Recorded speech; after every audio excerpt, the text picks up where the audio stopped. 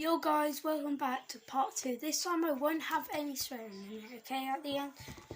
Alright, we will be continuing with page 41. We have got far, like, bloody hell. Alright. That was electrifying, says Mr. Big Shot. Here, let me help you up. Reading this book, by the way. He reaches down and grabs Terry's hand. Zap! Zap! Zap! The electric shock sends Mr. Big Shot flying backwards. He crashes into one of the camera operators and then falls to the ground. Sorry, says Terry. It must still have electrical eye field. Electric what eye field? Said Mr. Big Shot. Well, says Terry, I use this comboning machine to cross an electric eel with a unicorn to make an electricon. But then a bolt of lightning shot out of the electric horns, hit the back of my pants, and then caught on fire. Mr. Big Shot rolls with laughter. What's so funny, said Terry. You are, Mr. Big Shot said. You're a laughing riot. This will make a great opening sequence for a movie. But I always do the opening sequence, I say. In the book, yes, said Mr. Big Shot. But this is not a book. This is a movie, and Terry's going to be the star. Me, says Terry. A movie star? Him, I say, a movie star. But what about me? I already told you, said Mr. Big Shot. We don't need a narrator. He turns his attention back to Terry. Is that electricon still there? Yes, I guess so, said Terry. Well, what are we waiting for? Said Mr. Big Shot. Come on, everybody, except for Andy. Let's go and film the excitement. Chapter 3. Spin. Fine. So Mr. Big Shot doesn't want me in the movie? I don't care. It's not like I haven't got more important things to do. The giant unhatched egg, for instance, is not going to hatch itself. I better go and sit on it right now. I don't mind this. Is important work, much more important than making some dumb movie. Hang on, that's a weird noise. It sounds a bit like Jill and her intergalactic space animal rescue service returning through the Earth atmosphere. Whoosh, purr, meow. It is Jill and her galactic space animal rescue service. Hi, Andy, says Jill. I just got back from the moon. I had to rescue some mice. Whose rocket crashed. While they were on the cheese-seeking mission, it doesn't seem to matter how many times I tell the moon it's not made of cheese. They just don't listen. Well, I'm doing some pretty important work here, too, I say. I'm helping this giant unhatched egg to hatch. That's great, said Jill. I can't wait to see what comes out. Me neither, I say. Where's Terry, says Jill. He's with the filming crew. They're making a treehouse movie. Wow, says Jill. How come you're not in there? I sigh. The Big Shot, Hollywood director Mr. Big Shot, said he didn't need a narrator. Isn't it called a voiceover? Yeah, it is a movie. When it's in a movie. Yeah, well, whatever it's called, Mr. Big Shot didn't want it. That's too bad, said Jill. Still, a movie, that's pretty exciting. I guess so, I say. If you're like electricons, that is. Electric corn, says Jill. Yeah, I say. Terry used the combing machine to combine an electric eel and a unicorn. They're filming Timon, whatever. This I've got to see, said Jill. Good luck hatching the giant egg, unhatched egg, Andy. Thanks, Jill, I say, but she doesn't hear me. She's already gone. Never mind, I'll show them. A giant unhatched egg is more exciting than a stupid old electric corn any day.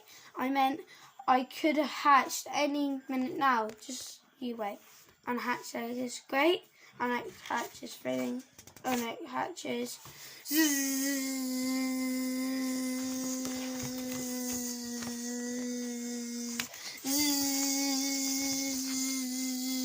I'm not going to say any more of that because it's just hurting my throat. A bit more. Ring, ring, ring, ring, ring. Oh, I must have dozed off. That's the video phone. I better answer it. It's probably Mr. Big Nose. Hi! Mr. Big Nose, I say. I guess you're calling about the book. Book? Said Mr. Big Nose. No, I'm calling to find out how the movie is going. Donuts.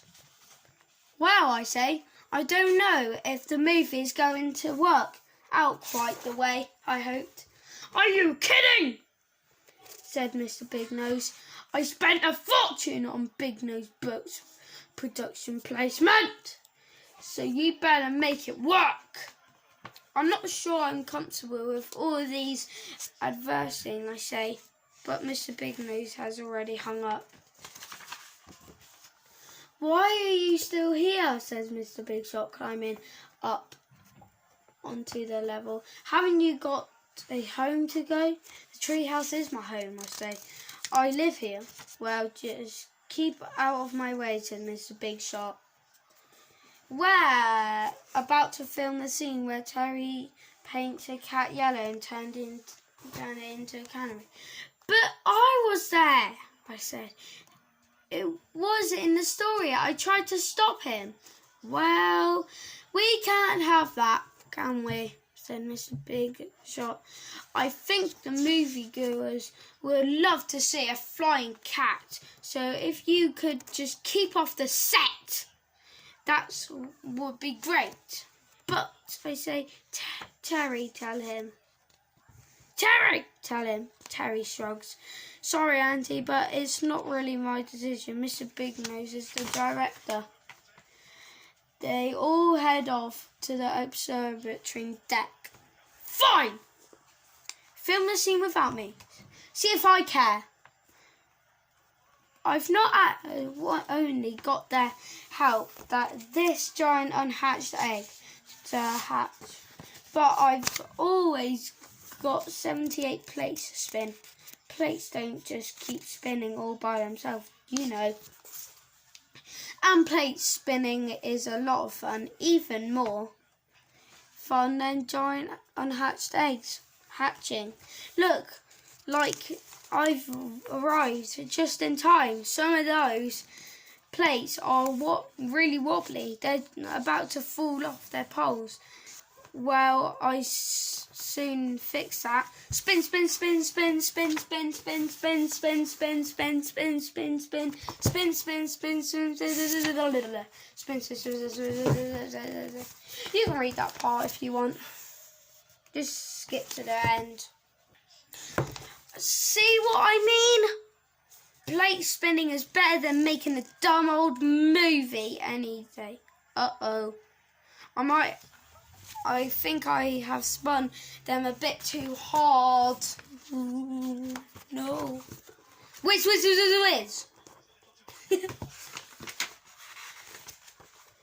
Oh. Whiz. Help! Yells Terry. The Martins are coming. Flying saucer attack. They're not flying saucers, said Jill. They're plates. Cut! Yells Mr. Big Shot. No plates throwing on the set. Sorry, I say. You should have been more careful, said Jill. one of those plates almost hit Silky. It was an accident, I say. I just spun them a little bit too hard, and they spun off their spinners. Well, lucky for you, we just finished that scene. Anyway, says Mr. Big Shot, now we're going to film a re-excitement on the time Sharks ate Terry's underpants. But it's cruel to do that to the sharks again, I say. That got really sick. It's okay, Andy says Jill. I just pretended they're not really underpants. They're prop underpants with fish plates. It's exactly a treat for the sharks, and they're really exciting about being in the movie. So if you could just run along now, Andy, says Mr. Bishop, patting me on the head. There's a good narrator. But you can't make a whole movie without me, I say. I was there, I was part of the story. We're not making it without you, says Mr. Big Shot. We've got Mel Gibbon to play you. Mel Gibbon? I say. He's a bit old, isn't he? No, Mel Gibson, says Mr. Big Shot. Mel Gibson, look, here he comes. But he's a monkey, I say. No, he's not, says Mr. Big Shot. He's a gibbon. And he also one of the hottest young primate workers in the film today. Plus, he works for peanuts, literally. But I work for free, I say. And I'll make it more convincing, Andy, than some monkey. What's this? Hi, my name is Andy. This is my friend Terry. We live in the tree. Well, when I say tree, I say tree. How many times do I have to tell you, says Mr. Big Shot. We don't need a narrator. I'm not narrating, I said. I'm acting like a narrator. Sounds a lot like narrating to me, says Mr. Big Shot. And me, says Terry. You're a good Andy, said Jill. But I think Mel is better. He's more convincing. Yeah, and he's also funnier, says Terry. But you hate monkeys, I say. I know I do, says Terry. But Mel's not a monkey. He's a gibbon. This is ridiculous, I say, shaking my head. I don't believe it. Mel comes over to me, Look, he says in a low voice. I understand you're upset. If it's a bit comfort, I don't like it anyway more than you do. I hope to play Terry, but let's try to be professional about it, okay? Alright, that's all for today. Well, I'm almost on chapter 4, so I'll just read this whole page and then we're over, okay? Professional, I say.